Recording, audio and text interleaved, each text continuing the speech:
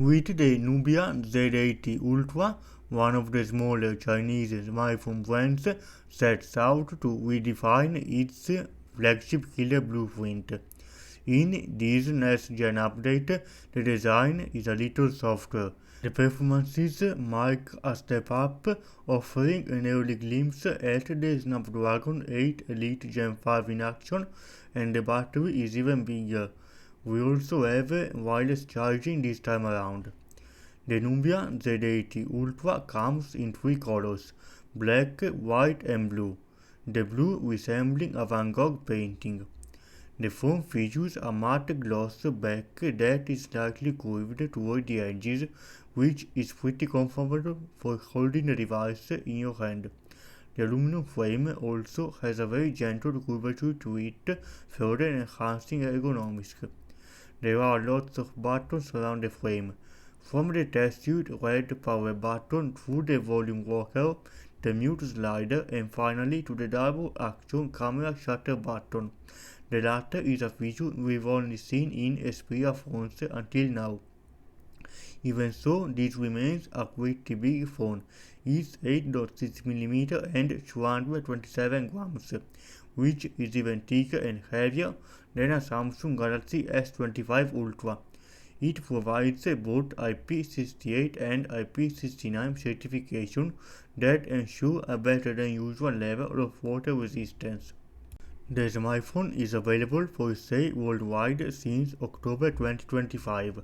Together with the new Xiaomi 17, it is one among the first smartphones with the new Qualcomm SM8850AC Snapdragon 8 Elite Gen 5 octa-core chip, 2 at 4.6 GHz Oreo V3 Phoenix L and 6 at 3.62 GHz Oreo V3 Phoenix M little cores, and Arduino 840 integrated GPU. The benchmark Antutu 2941801 at version V10, 387 4804 version 11, Geekbench version 6, 10,000 point and 971, 3D Mark Wildlife Extreme 7604. Talking about the software, Nubia's Nebula A iOS is back in the second version, where it sits atop of Android 16. On the positive side, navigation is fast and smooth, it is reasonably intuitive to live with, and there's little bloatware.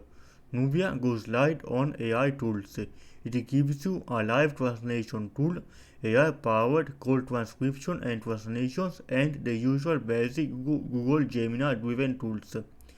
In terms of software support, the situation isn't very good.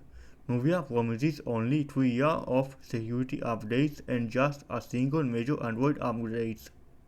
The smartphone has an AMOLED display, 1 billion colors, refresh rate of 144 Hz, with touch sensitive at 2592 Hz, with HDR10 classification at 2000 nits peak brightness. The size is 6.85 inches, 89.5% screen-to body ratio, also thanks to the under-display camera of 16 megapixel HDR 1080p 30fps video recording.